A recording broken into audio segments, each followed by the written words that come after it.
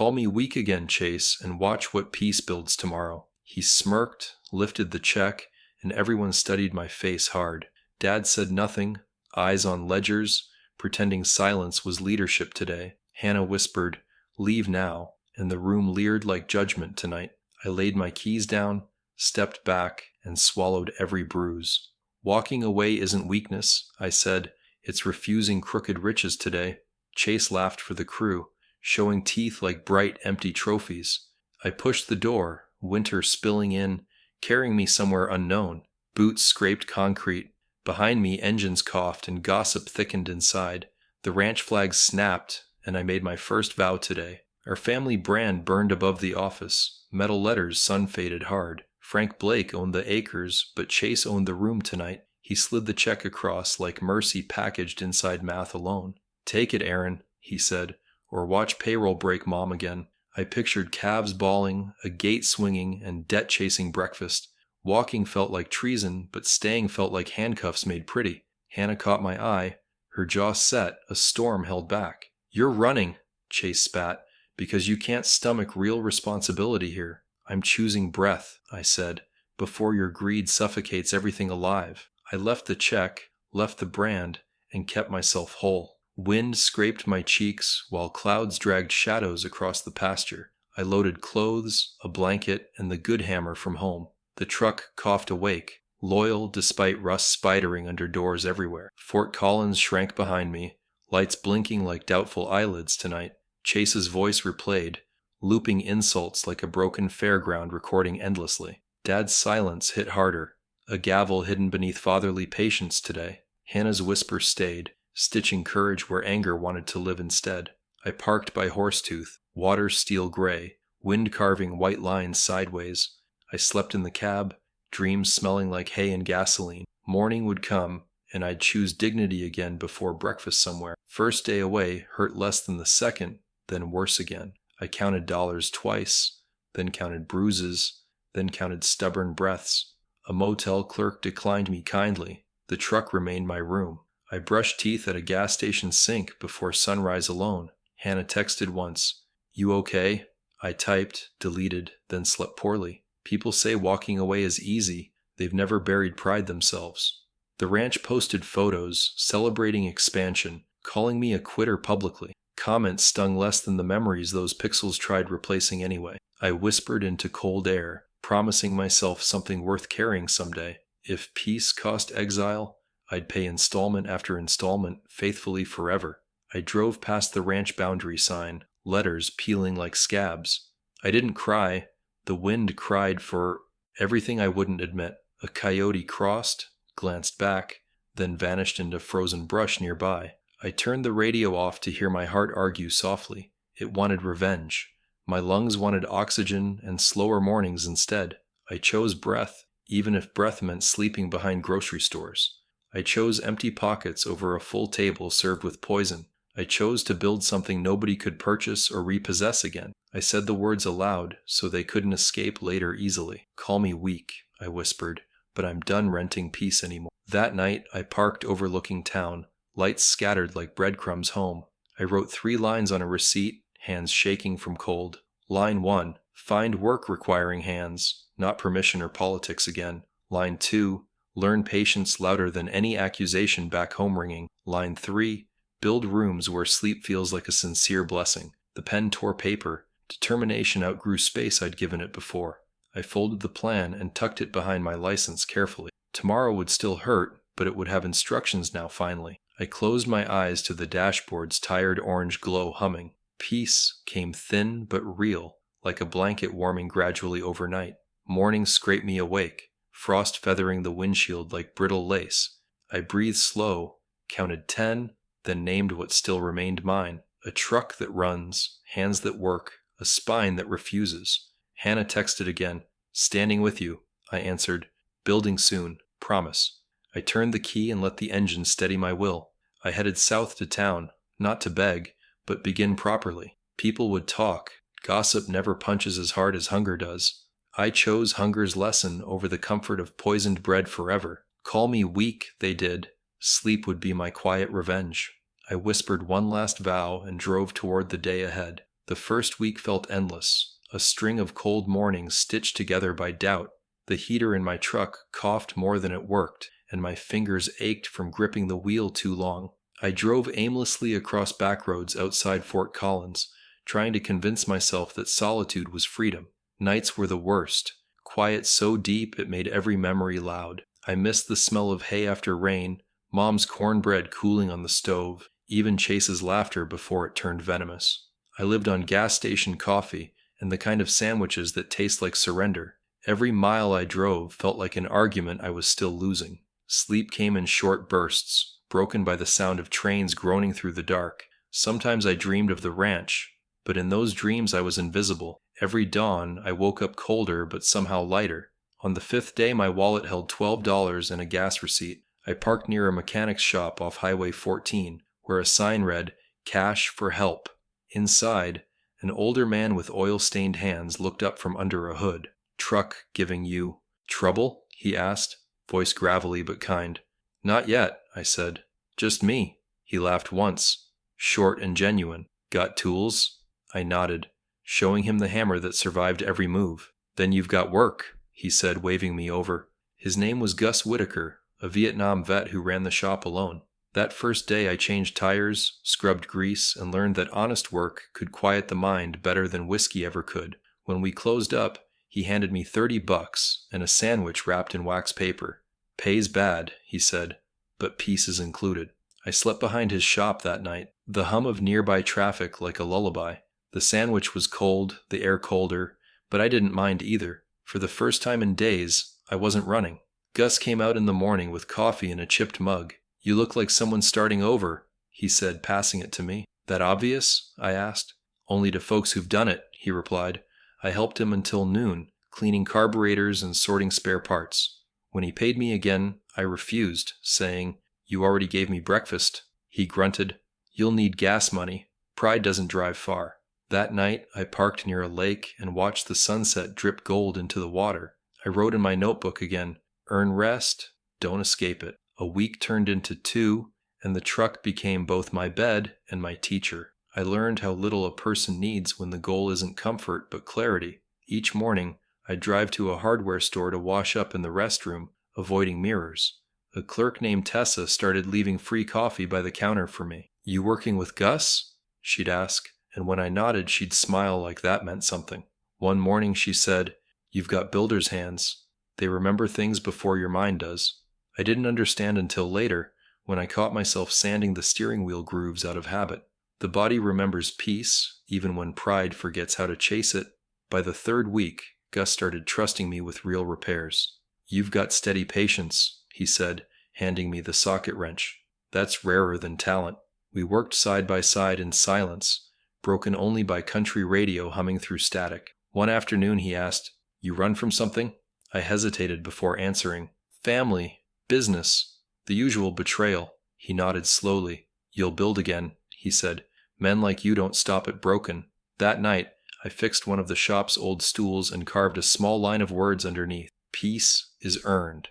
It wasn't art, but it felt like prayer carved into wood. Then came the snowstorm. I woke to white sheets covering everything, the truck groaning under the weight. I tried starting it. Nothing. Gus found me an hour later, teeth chattering, wrapped in my coat. "You'll freeze out here," he said, pulling me inside the shop. He lit the old heater, handed me a blanket, and said, "You're stubborn, I'll give you that." I smiled weakly. "Runs in the family." He poured me coffee thick enough to chew and asked nothing else. That night, I slept on a cot beside his tool chests, the smell of oil somehow comforting. For the first time in a long while, I slept without guilt. When the storm cleared, Gus offered me a spare key. "If you're gonna rebuild," he said, "you'll need a place that doesn't move." I looked at the key resting in his hand. Small, ordinary, but heavy with meaning. "What's the catch?" I asked. "Just fix what's broken," he said. I stayed, cleaning, repairing, and thinking. The shop became my refuge, the steady sound of work replacing the noise of regret. Nights were still long, but they weren't empty anymore. Peace was slow, but it was coming, like spring thawing through the frost. A month later, I took a drive into town for lumber. On the way back, I stopped at an empty roadside lot with a "for rent" sign. It was small, an old feed store with peeling paint, but something about it called me. The windows faced the mountains, and I could already picture sunlight spilling through sawdust. I wrote the number down and called that night. The owner said, "First month's cheap if you can fix the roof." I smiled. That's kind of what I do now. When I hung up, I sat in the truck for a long time, staring at the mountains. Walking away didn't feel weak anymore. It felt like turning towards something worth building. That evening, Gus handed me his old carpenter's ruler, edges worn smooth. "Every builder needs a start," he said, pressing it into my palm. "Measure twice, cut once, and never cut your piece short." I nodded, words catching in my throat. "Thank you," I said, meaning more than he knew. He grinned. "Don't thank me yet. Just don't waste what you've learned." I looked at the small ruler, the truck parked outside, and the future waiting quietly up the road. Maybe weakness was just what strength looks like before it learns patience. The first morning I unlocked the feed store. The smell of dust and old grain hit me like memory itself. Sunlight slipped through cracks in the roof, cutting gold stripes across the empty room. I set my hammer down, listened to the quiet, and exhaled for what felt like the first time in years. The floorboards creaked like they were waking up with me. I swept the place clean, pulling nails from the walls, and finding forgotten notes scribbled by whoever came before. There was a calmness in that work, like mending something broken without needing to talk about it. Gus showed up halfway through the day, carrying a thermos and a grin.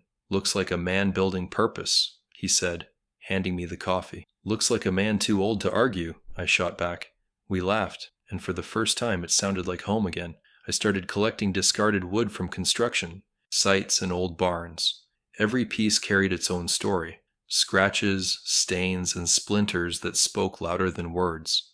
I didn't have fancy equipment, just a saw, sandpaper, and the patience I'd earned from loss. My first project was a simple stool, rough-edged but sturdy. I left it outside the shop with a cardboard sign that said, "Handmade, pay what it's worth." The next morning it was gone, and someone had left $20 and a note that read, "Keep building." I held that note for a long time, feeling something stir that money couldn't buy. By the end of the week, I'd made 3 more pieces. Small tables, 1 bench, a hope chest. Each one left before sunrise, and each one brought back something invisible but heavy: belief. I painted a hand-lettered sign over the door, "Second Wind Woodworks." The letters were crooked, but I liked it that way. It felt honest. Word spread slowly, first through the local diner, then through Gus, who told everyone about that stubborn carpenter with no quit. One afternoon, a waitress from Maggie's diner stopped by. "You the guy making furniture out of junk?" she asked, crossing her arms. "Reclaimed wood," I corrected, smiling. "Junk with history." She grinned. "Maggie's been needing new tables. You any good?" "Good enough to sleep at night," I said. She laughed and told me to stop by the next morning. That night, I sanded until my hands burned, every stroke a reminder that peace doesn't always whisper. It sometimes groans and splinters. The diner smelled like coffee, bacon, and second chances. Maggie, a broad-shouldered woman with tired eyes, met me at the door. "We'll start with 1, she said. "If it holds coffee and conversation, we'll order 5 more. I built that table in 3 days flat. When I delivered it, the regulars clapped. Not for the craftsmanship, I think, but because they saw someone getting back up. Maggie paid in cash and pie, and that pie tasted like forgiveness. A few weeks later, every table in that diner bore my mark, small initials carved under the edge. AB. I didn't tell anyone what they stood for, but seeing them made me feel like a man who existed again. By fall, the shop started to look like a business. A local farmer traded me lumber for shelves, and a retired teacher paid me with books for my office corner. Gus helped wire new lights, muttering the whole time about how progress makes a mess before it makes sense. Tessa from the hardware store came by on weekends, teaching me how to market online. She set up a page for the business, insisting I add a motto. "Write something that sounds like you," she said. I thought for a long while, then typed, "Built from what was left." She smiled when she read it, saying, "You just wrote your story in 5 words." I didn't argue. She was right. Business picked up enough that I barely noticed how quiet my phone had become. Hannah hadn't called, but I didn't blame her. Last I heard, the ranch was expanding under Chase's new investors. Photos online showed him in pressed jeans, shaking hands, smiling like nothing ever broke. It stung a little, but the ache was dull now, distant like thunder on clear skies. I no longer wanted to prove him wrong. I wanted to prove myself right. Some nights I'd sit outside the shop, watching headlights drift past, thinking about how strange peace feels when it's finally earned. It doesn't roar, it hums. Then came the first setback. One of my deliveries warped in the summer heat, the tabletop cracking right down the middle. The customer demanded a refund, posting online that second wind was more like a first mistake. I read that review over and over, heart sinking. Old doubts returned, whispering that maybe Chase had been right. But Gus just handed me a cup of coffee and said, "You fix wood, you fix words, you fix yourself." I rebuilt that table from scratch, no charge, and delivered it personally. When the woman saw it, she apologized and offered double pay. I refused, just said, "Peace comes one repair at a time." That moment taught me something big. Dignity can outlast damage if you stay steady. A few weeks later, a reporter from the Colorado Front Range Gazette stopped by after seeing the diner tables. "You're the quiet builder everyone's talking about," she said, camera around her neck. "Tell me your secret." I smiled. "Losing everything teaches you how to build slow." She wrote a short article titled "Man Finds Purpose in Pieces."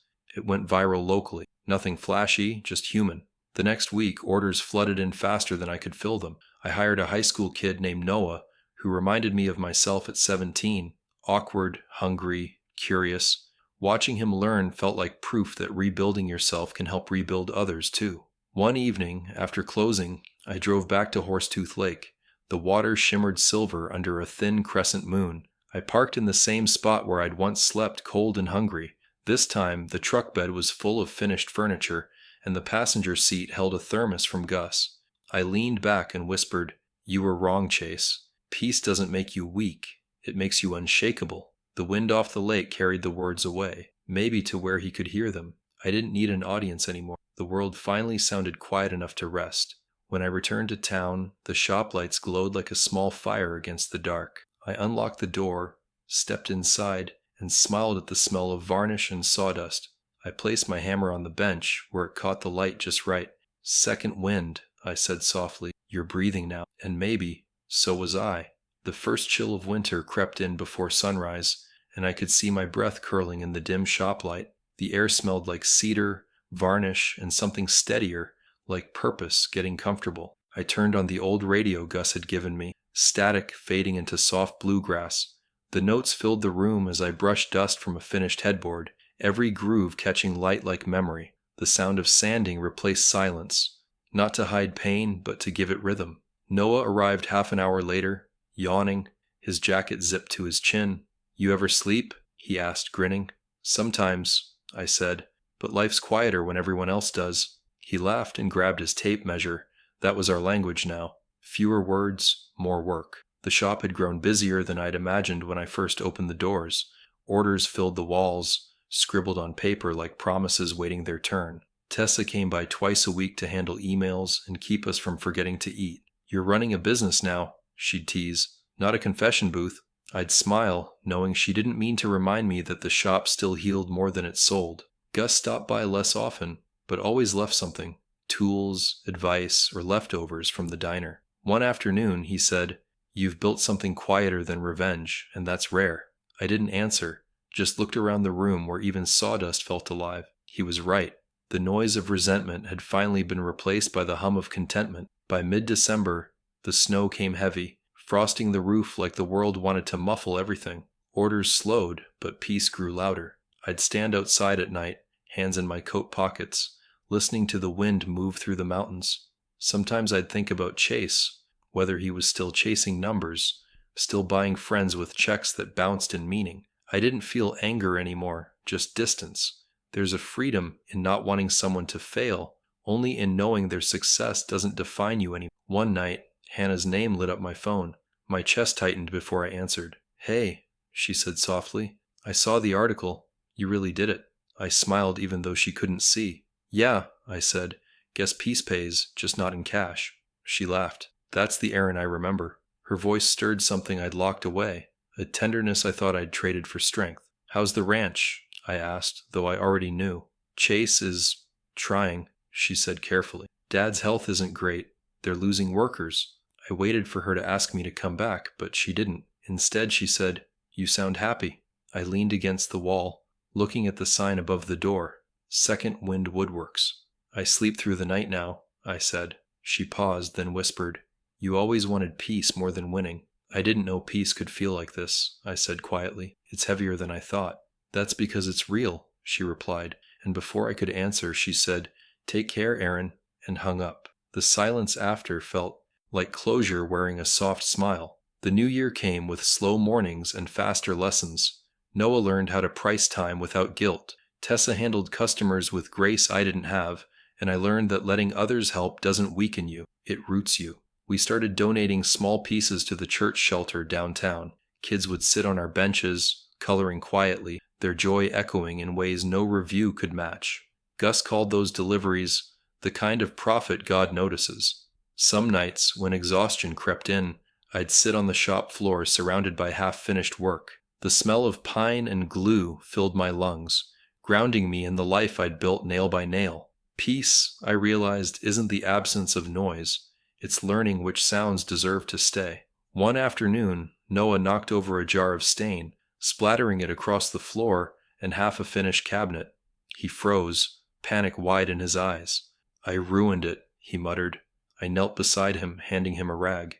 "No, you just found out how forgiveness looks," I said, grinning. He blinked, confused, then started cleaning. Together we worked in silence until the floor was clean and the wood looked new again. "Mistakes are part of the craft," I told him. "You can't build anything worth keeping without learning how to repair it first." He nodded, understanding more than his age allowed. Watching him reminded me of myself at his stage, hungry, reckless, learning the weight of patience. I thought of Chase again, how different we'd turned out, and how much of that difference came down to what we were willing to admit. Business picked up again in spring. Local families ordered custom porch swings and tables for summer reunions. People liked how the wood looked aged, but felt strong, like it carried stories without complaining. That's what I wanted for my life too.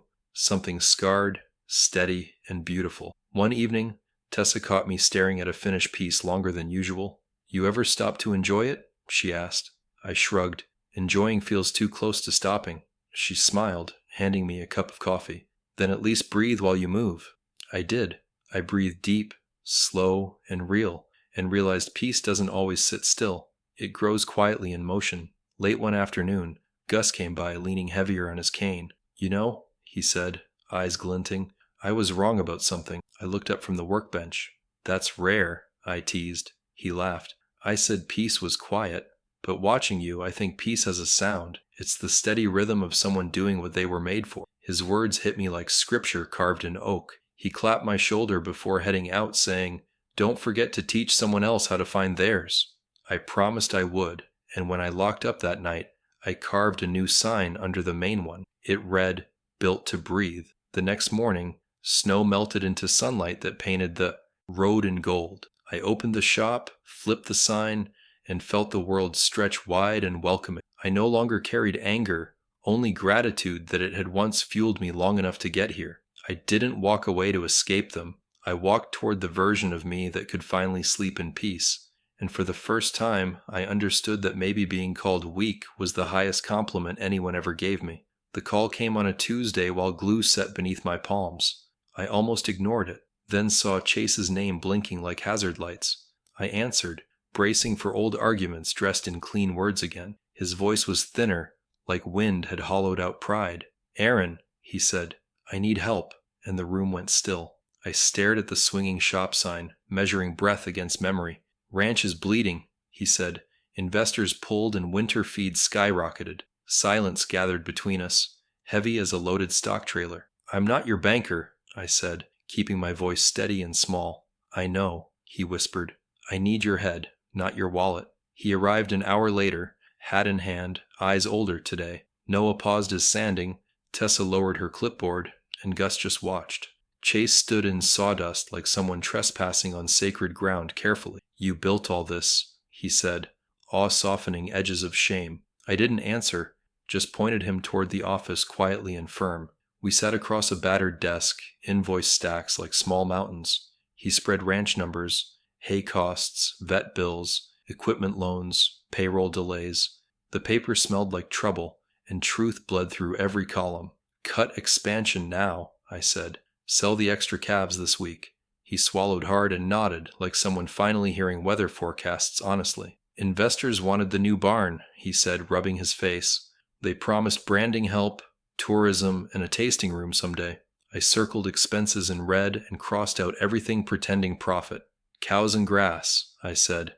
Not cocktails and hashtags, Chase. He laughed once, a sad echo of the old loud version. You always hated my big ideas, he muttered, eyes drifting downward. No, I said. I hated selling tomorrow to look shiny today. He leaned back, breathing like a man finally exhaling months of performance. Can you come by the ranch? He asked, voice testing water. Advice travels fine, I said, but I'll look at fences Friday. News has legs in small towns, even when shoes are heavy. By evening, folks knew Chase had walked into my shop humbled. At Maggie's diner, a rancher clapped my shoulder and whispered thanks. You always kept your word, he said, sliding a coffee over.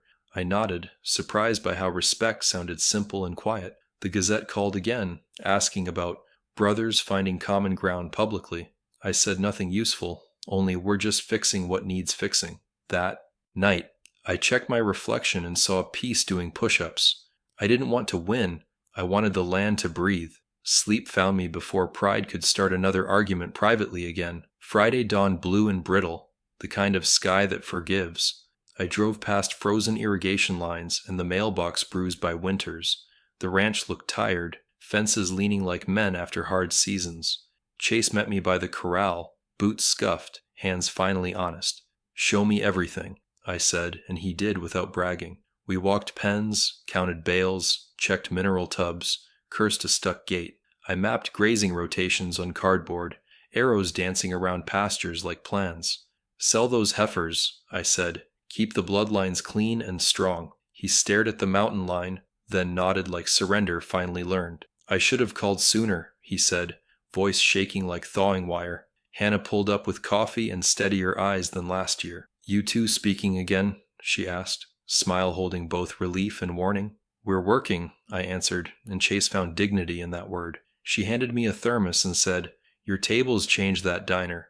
I shrugged, uncomfortable wearing praise like a borrowed jacket today. The kids love building nights, she added, eyes bright with pride. You made quiet cool, she said, laughing softly into the wind.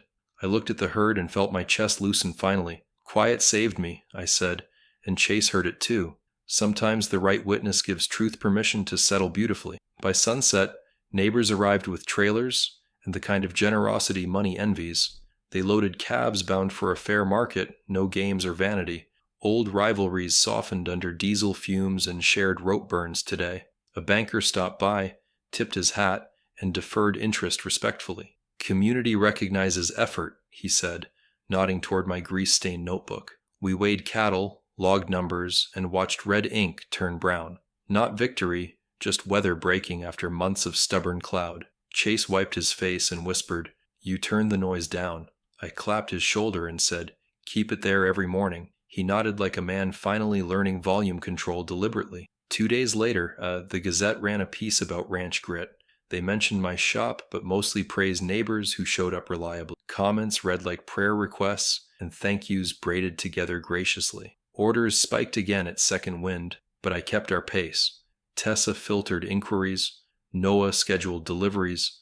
Gus blessed the ledger.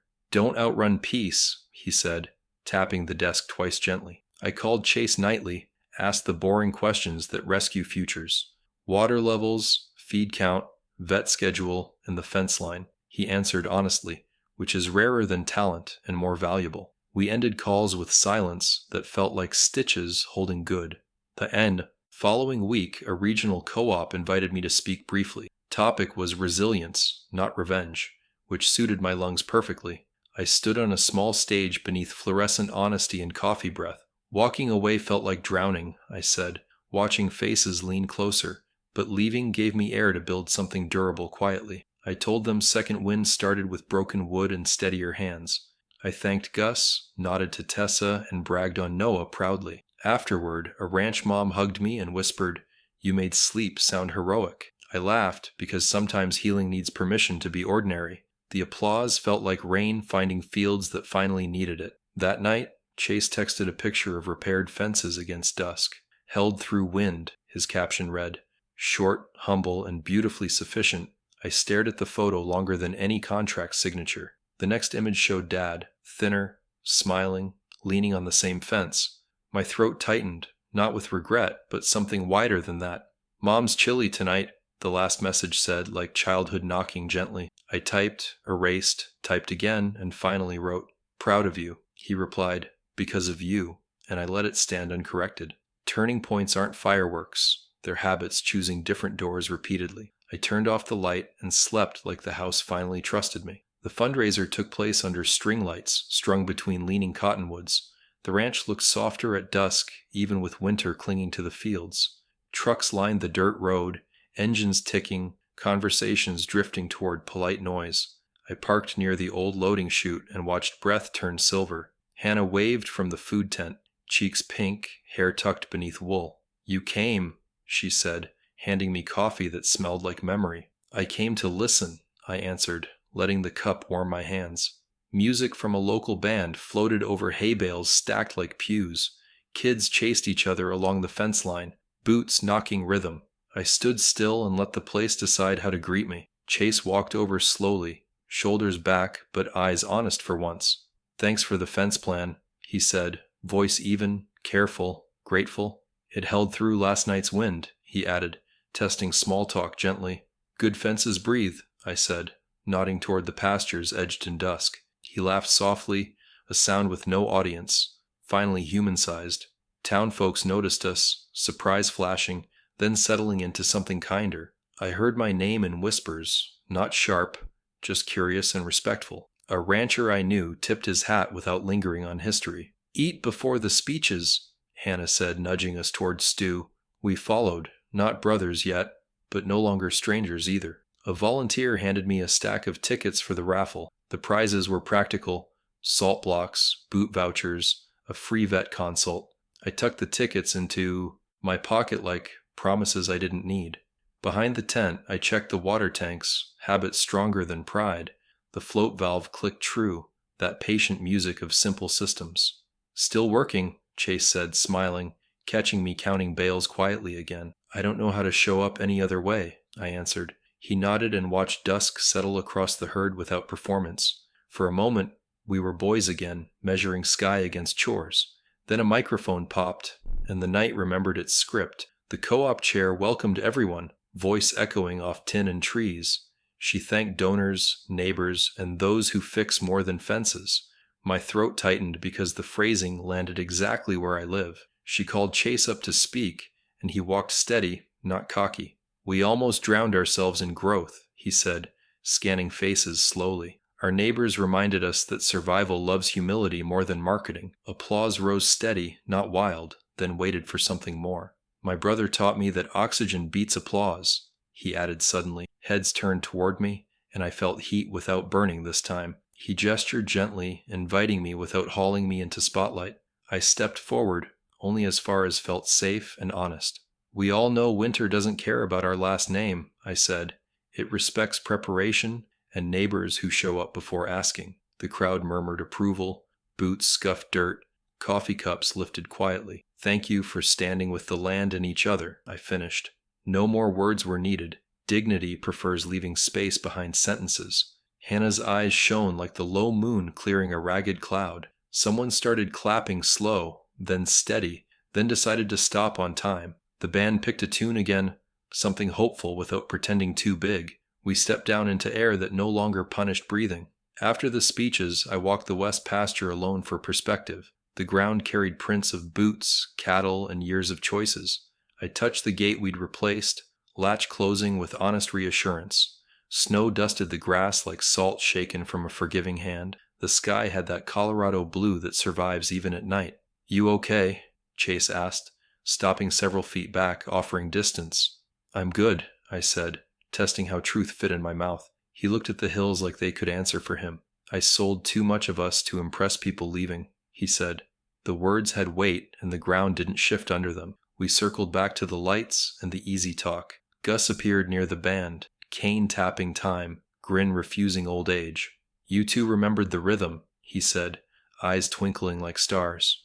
"We're practicing," I answered, and he squeezed my shoulder quick. Tessa found us with a donation jar labeled for winter feed. Town filled it twice, she said, smiling like justice found calories. I watched neighbors drop bills without looking for a camera. No speeches, no promises, just the quiet math of shared weather. Hannah leaned against a post and exhaled relief across the crowd. Sometimes mercy looks like casseroles and diesel, she said softly. Later, Chase and I stacked chairs under a sky clearing clean. The music faded to conversations, then to boot steps, then to night. You don't have to forgive me, he said, voice small finally. I don't live on have to, I answered, passing another chair carefully. I live on can choose, I added, letting the sentence breathe. He nodded like a man learning new grammar from consequences. I won't ask you back, he said, surprising us both completely. Just want to stand where I can see you build. That landed kindly, like a blanket laid without smothering the sleeper. We worked until silence felt like the right ending tonight. I stood by my truck, hand on the cool door handle. The horizon held a thin ribbon of light pretending to be dawn. Chase stopped a few feet away, keeping his newly learned distance. You taught me fences and forgiveness both need gates, he said. Gates move, I replied, and only fools weld them shut. He smiled then. Nothing slick, just a brother remembering gentler weather. Thanks for coming, he said, not loading the words with need. Thanks for asking, I answered, and it felt even. I started the engine, let it idle, and listened to the ranch breathe. Peace rode shotgun, buckled in, patient, unwilling to rush home. The morning after the fundraiser, fog lay low over town. I opened the shop early and brewed coffee strong as penance. Noah arrived quiet, eyes flicking toward me with unasked questions. We'll sand the swing seats first, I said, keeping things simple. He nodded and pulled clamps while the radio whispered early bluegrass. The doorbell chimed, and Chase stepped in without swagger today. He held an envelope like it might bite if mishandled. I wrote something, he said, staying by the mat respectfully. Words work better on paper for cowards like me. I waved him toward the office and closed the door softly. He sat opposite, hands shaking, and slid the envelope across carefully. I stared at my name spelled like a prayer, not a target. Read it aloud, I said, wanting him to own syllables. He swallowed, unfolded the paper, and found the starting point bravely. I lied about you, he read, voice cracking on that confession. I made you smaller to make myself look bigger. The room stilled like dust, suspended between breaths and forgiveness. I chose applause over blood, he said, eyes refusing to climb. I'm sorry, Aaron, for stealing trust and calling it leadership. I nodded once, feeling history loosen a stubborn knot finally. We listened to the heater click and the street wake slowly. What do you want now? I asked, keeping accusation out deliberately. Not money, he said, just a way to walk, honestly. I leaned back, measuring his words like weights against old scales. Honesty means routines, I said, not grand gestures and perfect speeches. He blinked, then smiled like humility finally found a stable floor. Start with boring, I added, sliding a notepad across the desk. Fences, feed counts, vet schedules, invoices, chores that replace regret gradually. He wrote quietly, nodding, letting silence teach him how to listen. Dad called around noon, his voice thin but less guarded. Your brother told me about last night, he said slowly. I braced for advice that sounded like polished denial again. Instead, he said, I was wrong to prize revenue over character. The sentence landed like rain on pastures aching after weeks dry. I watched you leave and called it weakness, he continued carefully. Turns out it was courage I didn't recognize anymore. I exhaled, leaning against the tool cabinet and counting screws. We're learning, I said, keeping mercy larger than memory finally. Come by, he whispered. I'd like to say the rest properly. That evening I drove to the small house behind the cottonwoods. The porch light flickered like a heartbeat deciding to keep rhythm. Dad opened the door holding 2 mugs and a photo album. We sat at the kitchen table where homework once outnumbered bills. He slid a picture toward me. 2 boys, greasy, grinning, elbow deep in engines. I played favorites, he said, looking smaller without his ranch voice. I rewarded loud wins and ignored quiet integrity working beside me. He wiped his eye and didn't apologize with extra words.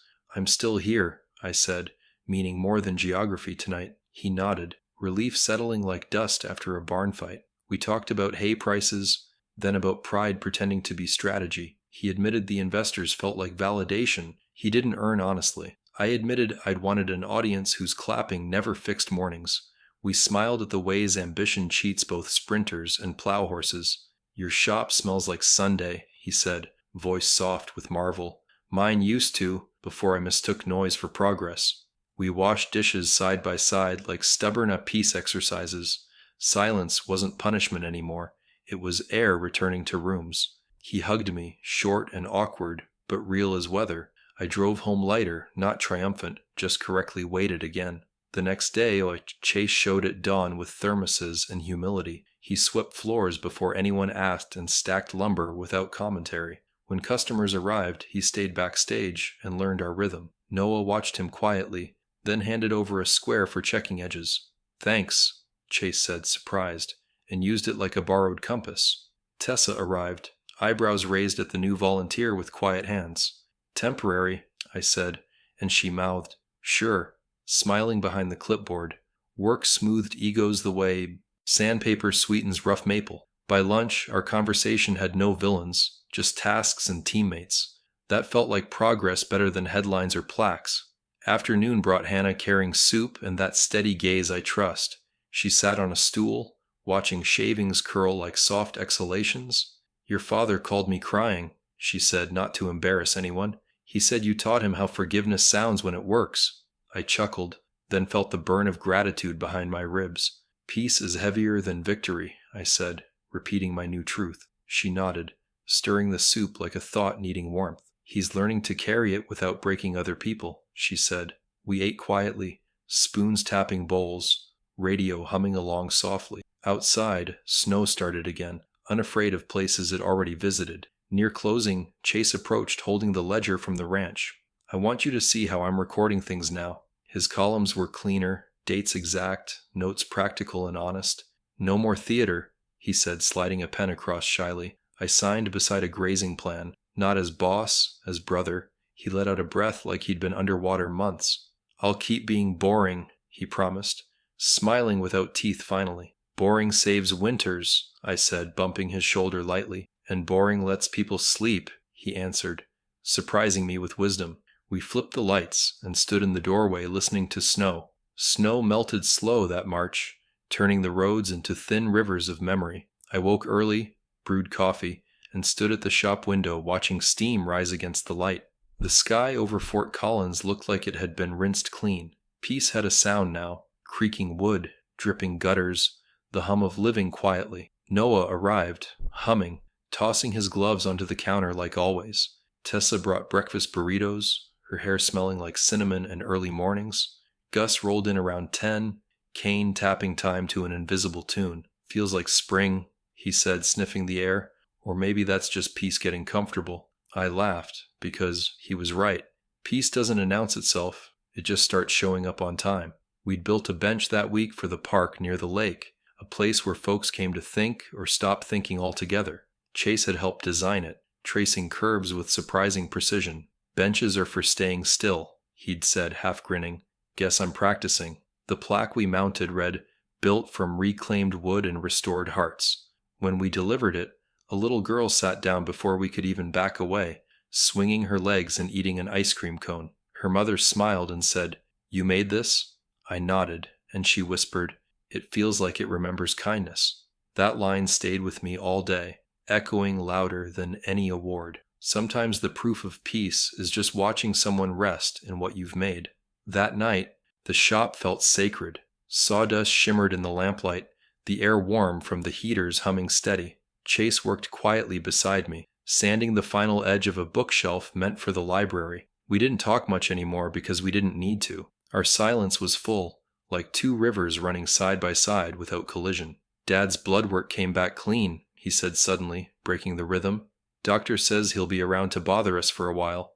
I smiled without looking up. Good, I said. He still owes me a rematch at Domino's. He's practicing, Chase said, chuckling, and I could hear how Peace had softened his laughter. Not erased guilt, just rewritten it. After closing, I drove out to the ranch for dinner. The house smelled like chili and cedar fire, the kind of warmth that pulls you backward and forward at once.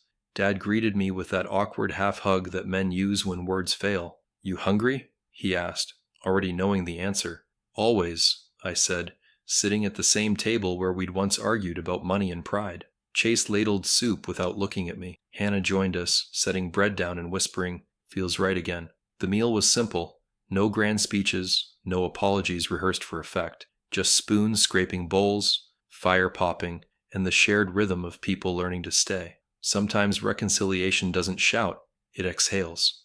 When I left that night, the moon hung low over the pasture. The new barn, smaller and sturdier, stood quiet against the horizon. I leaned on the fence, watching the cattle graze by moonlight. My breath came out slow, steady, without weight. I thought about how far I'd come from that first cold night in the truck, the one where I chose peace over pride. Everyone thought I'd lost then. Maybe I did, for a while, but what I gained lasted longer than applause ever could. Chase walked up beside me, hands in pockets. "You really don't hate me anymore?" he asked. I smiled. "No," I said. "You did that for both of us already." He laughed softly. "Guess you found your revenge." "No," I said, looking at the stars. "I found my rest." Back at the shop, I started keeping a journal. Not of sales or orders, just small moments that reminded me why walking away had been worth it. The sound of Noah whistling off key, the way Gus dozed in the corner after lunch, the sunlight catching in Tessa's coffee cup, the echo of hammers sinking like heartbeat and hymn. Each entry began with the same words, "Still building peace." One afternoon, the Gazette sent a photographer again, wanting a success follow-up. I agreed only if they left the word revenge out of the headline. The article ran under, "Man who left it all learns to sleep again." When I read it, I didn't feel proud. I felt quiet. That was better. Weeks later, I took the long way home through the foothills. The air smelled of wet pine and new beginnings. I parked by the lake, the same one that had once been my refuge when the world fell apart. The bench stood there now. Our bench, worn a little by rain but strong. I sat down, tracing the grain of the wood like an old scar turned soft. The water rippled gold under sunset, and birds skimmed the surface like brushstrokes. For the first time, I didn't think about what I'd lost or who I'd proved wrong. I thought about what I'd built, something small, steady, and kind enough to outlive me. Sometimes revenge isn't about proving them wrong, it's about proving peace was worth the fight. As twilight deepened, I pulled out my notebook and wrote one final line beneath the others. Walking away doesn't make you weak. Staying bitter does. The wind caught the edge of the page, trying to steal it, and I let it flutter free. Maybe someone would find it someday and understand what I meant. Maybe they'd sit on this same bench and realize that letting go isn't surrender, it's craftsmanship for the soul. I stood, brushed sawdust from my jacket, and looked back once at the water glowing against the dark. Every mistake, every silence, every scar, it had all led here. I smiled and whispered into the wind. They called me weak for walking away. But look at me now. If this story touched you, please like and share, and tell me, if peace cost you everything you once knew, would you still choose it?